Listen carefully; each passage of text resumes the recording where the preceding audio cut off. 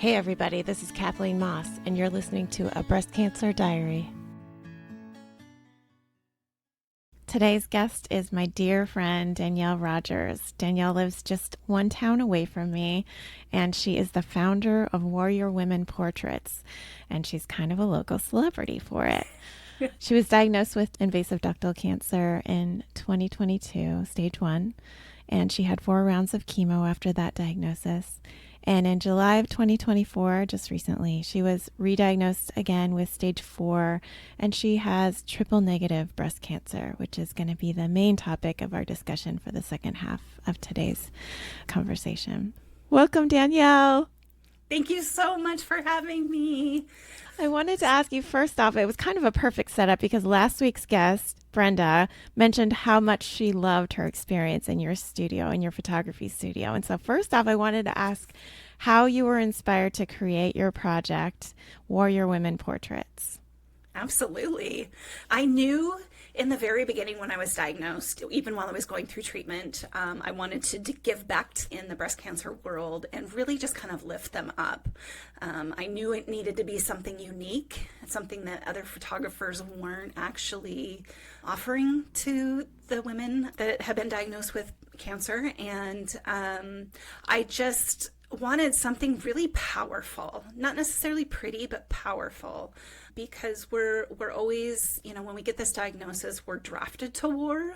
We don't have a say in it. It's not like, we're just getting reconstruction just for the fun of it. And so, we just have no choice other than to fight, to just do what we can to stay on this earth as long as we can. And I wanted the experience to kind of mimic that. As I was watching fellow flatties at the flat retreat that was in that April, I really noticed the impact that a group of women had that just knew and understood.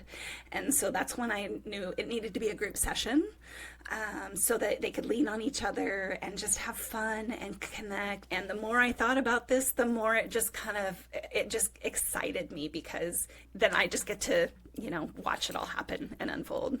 Yeah. Yeah, I remember. I was one of your first victims. And You were. And it's nice, when you're posing for a camera, it's super awkward socially. But if you have your own cheering section in the margins, it makes it so much more relaxing and fun. My first phase of life of my legacy was raising my 2 kids and my stepdaughter. And now it's these warrior sessions that I really, facing mortality is a little bit easier to know that I'm affecting not just these women, but their families, their young kids, their friends. A lot of times their friends will see these images and get really emotional because they too, it's like seeing an image of what they would actually, that they didn't realize was something that they needed to have, and that of their best friend. So It's really cool. Yeah, speaking of family, I have met one of your daughters down in San Francisco. Your daughter Brianna came and helped you transport your entire studio into a hotel room when there were 100 of us flatties assembling just over a year ago for International Flat Day. And she was an amazing assistant to you as you kicked out like so many little mini studio sessions, one after another. Like how many? Like 25 women got their photos taken? It ended up being 21 in the end. Wow. 21 over 2 days. Now, normally I do 2 warriors a day. So that was, I definitely needed her help, her assistance. And she was so, it was such a proud mom moment. Yeah. Watching her interact with all these women that I call friends, and just really seeing her see the power in these women. 'Cause I could really see it. Like she was helping with makeup and, kind of helping things move along so that we could get, because I wasn't going to have a lot of time to help with makeup or hair or whatnot. And it was remarkable to see her interact with people and people coming up to me and telling me how amazing she was. And, those are words that a mom always wants to hear, right? Oh, she was there every step of the way, all through our whole parade and walking across the Golden Gate Bridge and celebrating afterwards. She was right there with you and supporting you.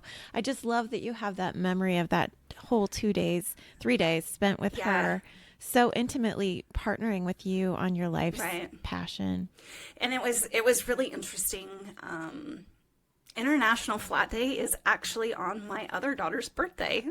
Oh, So it was the day that we walked across the Golden Gate Bridge with my daughter Brianna was very emotional because it too was also my youngest daughter's birthday that as we were walking past, and so it was just like all these emotions, but positive and like God, that was a magical day, wasn't it? Like it walking was. across that Golden Gate Bridge, I just had tears running down my eyes. And I'm not like a big crier, but when people are driving by honking their horns in support and in solidarity to us as we walk across, it was just, sorry, I know I digress, but it was such a magical moment.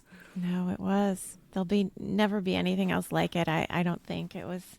Also, I think for both of us, some of our first memories of Yeah. solidarity in the Flat community. So Yeah. Yeah, it really was it was it amazing. was amazing, and then knowing that I shared it with my daughter, and Yeah. the only thing that could have made it any better was having my other one next to me as well, which she was in memory. But Yeah. yeah, Well, I want to transition now and talk a little bit about your special diagnosis. I've talked about triple negative and interviewed a couple other gals that have had triple negative diagnoses, and it feels so much different, but it's not always different if you capture all of the cancer in surgery in the first place. It doesn't have to be, such a scary diagnosis. sure. But in your case, unlike Marquita, my first guest that talked about triple negative, in your case, all the cancer cells were not captured, and you did end up having not just a recurrence, but a recurrence of pretty serious stage 4 cancer cells traveling throughout your Yeah, body. I try not to be super scary, but it is a lot of hormone positive cancer cells are grade 1, which means they don't replicate super fast. Um, Triple negative is almost always grade 3, which means it duplicates at a rapid pace. And that's where the big problem lies, right? On top of not knowing what is feeding it. And so you just kind of like you're chucking darts at a dartboard hoping something sticks. Yeah. And so I tried really hard to go aggressive in the very beginning when I was stage 1. And because knowing triple negative has super cells, and so I went aggressive. My doctors had offered a lumpectomy with some radiation, and I was like, no, I want a double mastectomy, no reconstruction. Let's get chemo, and like I was like, this is just we're doing all the things, Yeah. and we're fighting it, and we named my cancer Toby because I didn't want it to be like me, who I was. So we gave it a name. We named him Yeah. Toby. Yeah. So that's kind of a tip that I highly recommend: naming your cancer, or somehow like making it less you Right. and more Separating it. about that way you have something to fight, right? You're not fighting yourself, you're fighting the cancer itself. But anyhow, at the very end of 2023, I was getting really kind of raspy in my voice, and one of the components of becoming metastatic is a lot of times it'll go in your help me out, Kathleen. Oh, your thyroid? Thyroid. Thank you. Which, if it goes to your thyroid, a lot of times Yeah. it will change your voice or things like that because it's around your esophagus. So we did a bunch of testing. I mean, we went and we did an ultrasound of my thyroid. I saw 2 different ENTs. They scoped my nose and then all the way down to my vocal cords. Wow. And then at the beginning of 2024, my oncologist was like, let's just do a big scan, see what we're working with, and if there's anything, we'll tackle it. So we did an MRI and CT of pretty much my chest wall, abdomen, and then head to toe bone scan. Everything looked fine. In February, and there was one spot on my rib that had been there all along, looked like a past injury or something of that nature. It was stable, but my doctor was like, in 6 months, let's rescan just to make sure there's been no change. And went in for my 3-month follow-up. Everything was fine. Then I was at the 6-month point, time to do all the scans, and That's when we found out that I had become metastatic, and so all the lymph nodes around my neck now were consumed. So I was sounding like a chain smoker at this point. And then it was also in both of my lungs. So at that point, I became metastatic.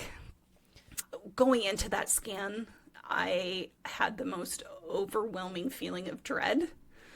Going in, and all the other scans, I never really felt that way. And then most recently, got more scans, and now it's also in my liver and a pretty significant one in my brain that I just found out a couple days ago. Yay! I always find I either laugh or I cry. So there's the laughter is kind of a mask, to be honest, to just be like, there's just all this stuff happening, your worst fears, right? And and it's like you're on a fast track compared to other stage 4 patients that have more of a long-term time to get used to things and settle into their meds. But it's very different for you. Talk about your meds now. Originally in 2022, I did Taxotere. That was 4 rounds of Taxotere, and then Neulasta shots the day after to improve white blood cell count. And then that was my treatment besides my double mastectomy the first go around. So just a monotherapy the first time? Just the one of chemo. Okay. Yeah, the only reason why they did just the one was because there was no cancer in the lymph node. And so we were pretty confident that it had not gone lymphatic and was pretty contained, but we still did Taxotere. And so when I became metastatic, we did Taxol.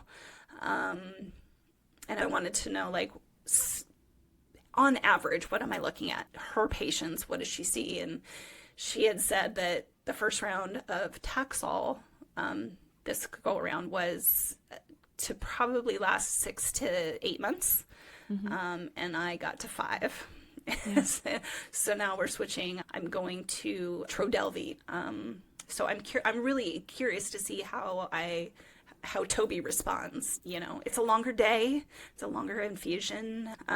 So once you have progression, that's when they stop you on your line of treatment if it stops working with the tumor, or your quality of life is no longer there. Like, you just tap out and you're like, I can't do this anymore. There is no cure at this point. This is more of just fighting as much as I can for as long as I can to give me as much life as I can. And that is a big component to wrap your head around. And so, we're looking at my day-to-day life much differently. Every week is trying to put at least something into it that I can make a memory for. So basically 2025, my motto, my resolution, whatever you want to call it, is just living intentionally.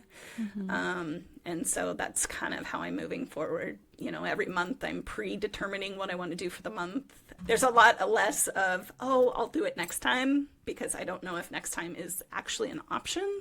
Right. So that makes it a little more exciting as well, to know that, like, I can share that with family and friends and stuff like that, including you.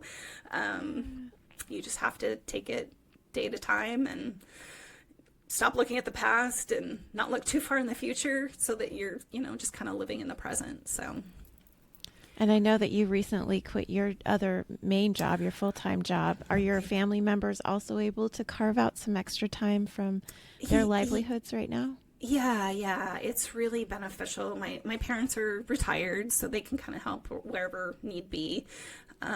Mike works from home. He has a contract job that he'll be working for the next few months, but he's working from home, so the infusions are like 20 minutes away. So if we just have a doctor's appointment, he's very easily can come with me. And so it's been kind of nice to just be able to have some time with all of them. And then, we try and plan stuff on the evenings and weekends. Weekends are a little bit easier for, the masses that are working. But yeah, that's a good thing about social media and texts and things like that. You can stay pretty connected amongst your peoples pretty easily when you need it. I love that Mike is supporting you and doing these weekly or monthly updates to tell people exactly what's going on with your treatment. It is so reassuring as one of your friends to not be in the dark, but to be seeing your faces and seeing all the emotions on your faces Sure. together. So thank you for that. How did you come up with that as a plan? Um, on it, I don't want to say laziness, but like just, we just have so many people that really care about us and want updates. I felt it really important to just be able to tell it once, because of the fact that I am on such a short time frame. I didn't want to have to constantly be updating, this pocket of friends, this family member. And it's just like, Oh, it's I'm just going to exhausting. put this on like YouTube, Yeah. post it on social. Anybody can share it. Yeah. So it's just been really beneficial for me and Mike too, just to share it once and also documenting. I wanted to ask you before we go about your plans for your celebration of life because I love that you're being so intentional about planning for your last days and just so brave. I'm so proud Yeah. of you in that way. Can you share a little bit about what you have planned? Yeah, I'm so before I was even diagnosed originally, I specifically remember going through this. I think we were going to the beach, and Mike and I were, just talking, and I know I got into this really weird space of thinking about my death. Again, before I even knew I had breast cancer, and it was just like I had this overwhelming panic feeling that no one would show up to my funeral. Like I'm like, well, what if they're busy, and what if they like, and I got like really emotional. Yeah. And then I got my cancer diagnosis, and we were just all in the thick of it. And even during my first active treatment rounds, I really wasn't thinking too much about. I mean, I was thinking a little bit more about mortality, but I felt like there was an end. There was an end to my treatment. But when I became metastatic, mortality became a very big reality, like a very big reality. I feel like I have the benefit of knowing that I'm going to die sooner than later. And a celebration of life before I'm gone sounds so magical for myself, for the people that have shared those experiences with me, being able to just share one last time how much that day meant or whatever comes up. So I feel like a celebration of life before you're dead is actually really beneficial for you and the family that you're leaving behind. Yeah. Because once you are gone, all these people can lean on each other. And maybe even, after the fact, some closure that maybe needed, something happened, or, why not get closure before they're gone? And Yeah. then, you know what I mean? And, I don't know what that looks like. I'm a little panicked that I'm fast tracking to that end. Just with my most recent scans, it's hard not to think about. Yeah. But I have a great support system, and the intentional living is really helping because I'm not wasting my final days. Yeah, when I've thought about your plan to have the end of life celebration before you die, I think it's also really great for your partner, for Mike, because when you witness a funeral and that person is then alone, they're wishing that you could have seen how loved and Yeah. valued you were. And in the funeral, they get to see it, but they're always wishing that you could have seen it. So Yeah. I love that you at least have the power and the control over when you're Yeah. celebrating your life. And I love that we will be able to dress up with abandon and put Yeah. splashy makeup Love and do it. our hair up because you're the makeup and dress up queen, right? And just be playful with you and Yeah. shower you with bubbles and love and hugs Yeah. and so that you know just how special you are. That's definitely been a really hard thing because I take care of people. Like that is just I'm always mom, you know, and having people take care of me has been kind of a new thing that I've had to get used to. But it's been good to just see all the people that have stepped up for me, and in small ways and in big ways. And I've definitely felt very, very loved. Well, if you need someone to help you plan that future event so that you can stay in the present, then just lean on me and ask I me love that. I love do that. that. I totally, I picture this as like Burning Man meets, you know, just a fun day of celebrating, and then, you know, also having just all my people around. I've had a few gatherings. I had a 50th birthday party in December, and then when I was first diagnosed, we rented a big lake house and had my family and friends that were really close when I was first diagnosed all kind of stay under one roof, and we spent the weekend and had fires outside, and we, you know, did all kinds of things. And my happy place was actually standing on top of the landing, looking down at my family and friends, just being together and coexisting and just watching the magic happen is so beautiful to me to watch. That's my happy place, is just watching people from all avenues of my life to just kind of connect. And it's interesting the things that you find heartfelt during these times. So soaking them all in. Well, I'm so honored that you decided to come on and be interviewed today in this super, super vulnerable time of your life, and so, so grateful to be in this with you. I want others to know about how to sign up, especially those in the Northwest, but yes, even people who are willing to fly in, I can help arrange accommodations if necessary. So I know that your first available studio appointments are the 17th and 18th of May, and then you've got some on the 7th and 8th of June, I think. So everything that is available for my schedule is out on warriorwomenportraits.com. Find whatever day works best for you. If you want to, there is a minimal space in the studio, so I try and keep it all the people that are either being photographed or my one person that I tend to have to do behind the scenes or assistant like you do every once in a while, which is amazing.